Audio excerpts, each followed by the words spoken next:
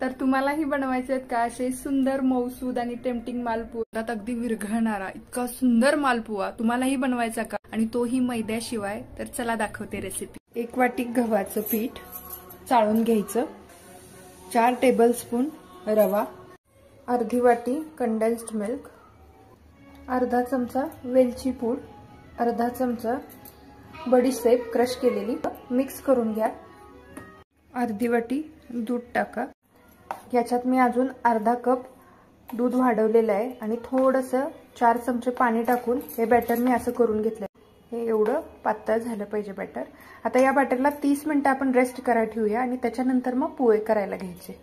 आता बनवूया पाक। पाकासाठी 1 वाटी पाण्यात पाऊण वाटी साखर टाकून ती विरघळून घ्यायची आणि 1 तारी पाक बनवायचा।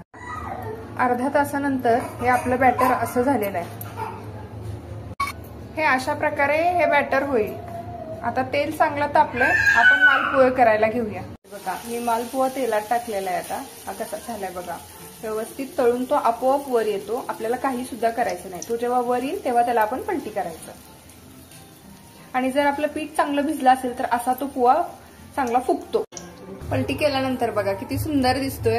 पाक 1 तारी तयार आहे। पाकात टाकून भिजवून घ्यायचा।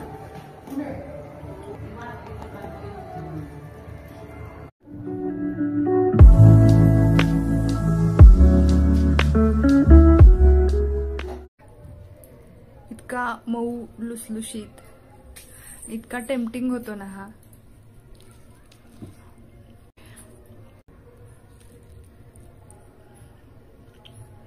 मऊ लुसलुशीत आणि तोंडात अगदी विरघळणारा इतका सुंदर माल